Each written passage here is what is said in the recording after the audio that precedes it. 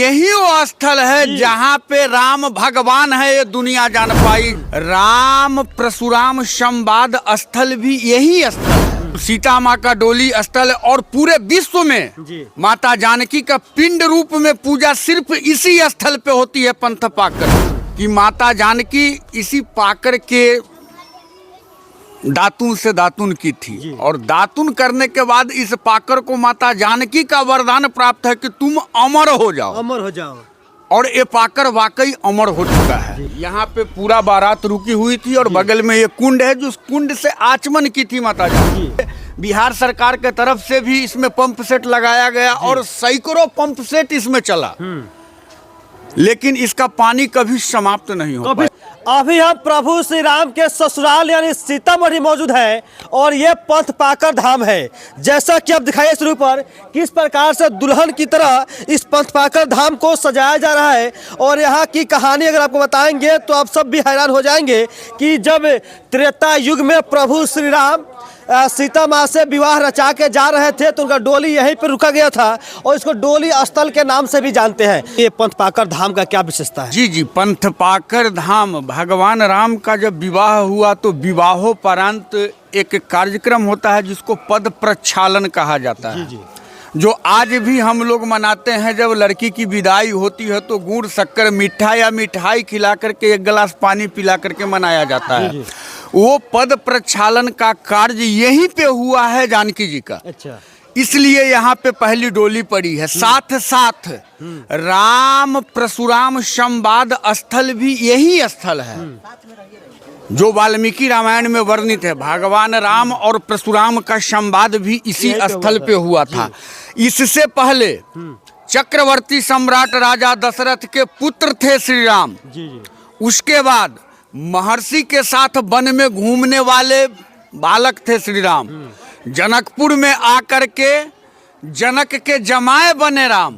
हाँ। लेकिन यही वो स्थल है जहाँ पे राम भगवान है, ये दुनिया जान पाई। जब भगवान परशुराम के द्वारा यह घोषित किया गया कि यही राम मर्यादा पुरुषोत्तम श्री राम भगवान है, तब जाकर के दुनिया जान पाई है कि यही भगवान है। इसलिए इस स्थल की विशेषता की कितनी जो वर्णन आप चाह रहे हैं शब्दों से बयान नहीं किया जा सकता है। यहाँ पे डोली स्थल भी शायद है सीता माँ का। जी बिल्कुल, सीता माँ का डोली स्थल और पूरे विश्व में माता जानकी का पिंड रूप में पूजा सिर्फ इसी स्थल पे होती है। पंथ पाकर में पिंड रूप में माता जानकी का अन्य कहीं पूजा नहीं होती है, सिर्फ यहीं पे होती है। और इस स्थल पे जो ये पाकर है ये अमर वृक्ष है। आप किसी भी मौसम में आ जाए यहाँ पे पतझड़, पकवा, कलौजर निश्चित रूप से मिलेगा। साथ ही ये अमर वृक्ष है।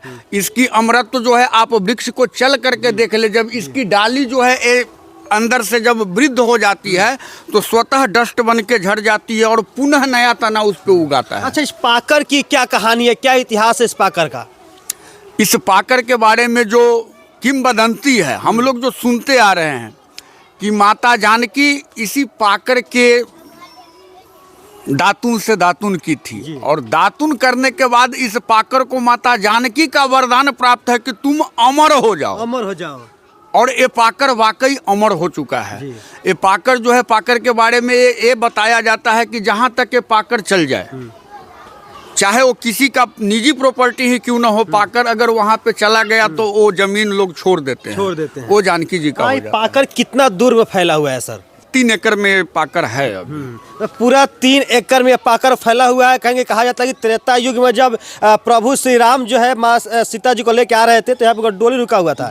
और शायद से यहीं पे वो दातुन की हुई थी और दातुन जो फेंकी थी उसी से पूरा पाकर फैला हुआ है। दातुन फेंकी थी उससे ये पाकर नहीं है, पाकर के दातुन से ही दातुन की थी। अच्छा, मतलब पाकर के दातुन से दातुन की हुई थी और उसके बाद इस पाकर को अमरत्व का वरदान दे करके गई है माता जानकी कि तुम अमर रहो यहाँ पे। अच्छा, ये पाकर अमर वृक्ष है। अमर वृक्ष है, अमर वृक्ष है। इसी के दातुन से सीता माँ ने दातुन किया हुआ था। जी।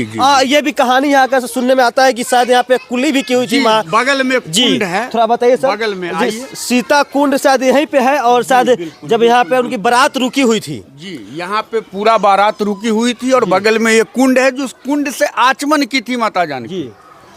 यही बताएंगे उसको? इसी कुंड के जल से माता जानकी आचमन की थी। जो एक कुंड है, इस कुंड को कई बार सौंदर्यीकरण के लिए बिहार सरकार के तरफ से भी इसमें पंप सेट लगाया गया और सैकड़ों पंप सेट इसमें चला, लेकिन इसका पानी कभी समाप्त नहीं हो कभी पाया। समाप्त नहीं होता कभी है। समाप्त नहीं लोगों ने हो पाया। कोशिश भी किया समाप्त करने के लिए। बहुत कोशिश किया गया कि इसको सुखा करके इसका जीर्णोद्धार किया जाए, इसमें फव्वारा लगाया जाए, लेकिन वो सफल नहीं हो पा रहा है। इसकी जल कभी समाप्त नहीं हो पाती है। तीसरी चीज की ये जल देखने में भले ही आपको ऊपर से गंदा लग रहा हो, आप अभी भी इसको करीब थोड़ा आइए। सा हाथ जी, जी, लगा आइए, करके आइए। नीचे जी। देखिए, 100% निर्मल जल है जी। और ये पीने योग्य जल है। इस जल को आप पी सकते हैं, बताइए सर, इसमें देखिए। कहीं कुछ नहीं है। और इतनी ठंड में भी आपने जल में हाथ रखा बिल्कुल है, ठंड नहीं है, बिल्कुल आपको ठंड नहीं ये है। आभास हुआ होगा जी, जी। कि आप किस स्थल पे खड़े हैं। जी, जी। किसी भी तालाब या किसी भी जगह इस ठंड में अगर आप जल में हाथ लगाएंगे तो वो कपकपाहट महसूस होगी, जो यहाँ पे नहीं हो सकती है। जी जी, यहाँ की वास्तव एक में, अलग वास्तव में, माहौल जी, है, जी। अलग क्लाइमेट है, अलग व्यवस्था है। आइए, यहाँ पे एक बाबा है जो शायद यहाँ पहले पुजारी रह चुके हैं। क्या नाम है बाबा? पहले अपना नाम बता दीजिए हमारा आप। नाम देवेंद्र सिंह है। जी, क्या बता रहे हैं? 10 फीट वन विभाग इसमें पाइप फैला करके माटी पानी सील लाहट मार करके विदेश गया रिसर्च करने के लिए, इसमें काहे न कीड़ा होता है। इसमें जल में कीड़ा होता नहीं, कभी कीड़ा नहीं होता न है। कीड़ा नहीं होता है। ये बहुत अच्छा, बाहर के दूर लोग सब आते हैं, इसमें से जल ले जाते हैं अपने यहाँ। कभी तालाब सूखता भी नहीं न है। कभी नहीं सूखता है। फिर इसे सुखाने का भी प्रयास किया गया, लेकिन कभी नहीं सूखा। नहीं प्रयास किया गया, लेकिन कभी सुखाया नहीं। हाँ, ये माँ सीता के कुली से ये तालाब पूरा बन गया, मतलब सीता कुंड बन गया। हाँ, ये दंत कथा है जो खुली से जाओ किसी ने देखा है। जी ये सब प्राकृतिक चीज है। प्राकृतिक चीज है। प्राकृतिक चीज। जी, क्या सर ये सच है क्या कि मतलब माँ सीता कुली की वजह से शायद ये मतलब सीता कुंड का यहाँ पर निर्माण हुआ? 100% सत्य है। माता सीता इसी कुंड से आचमन की है। जी 100% ये सत्य है। इसमें कहीं से कोई मिलावट नहीं है। और आप जो ये पाकर को देख रहे हैं, इस पाकर को जरा गौर से, भैया कैमरा इधर कर जी, लीजिए कीजिए सर, आप, कीजिए। आप जी। ताकि इसको देख पाएं। देखिए, ये जो तना है, ये तना अब जीर्ण होता जा रहा है धीरे धीरे। ये तना डस्ट बन करके ऐसे ही हट जाएगा।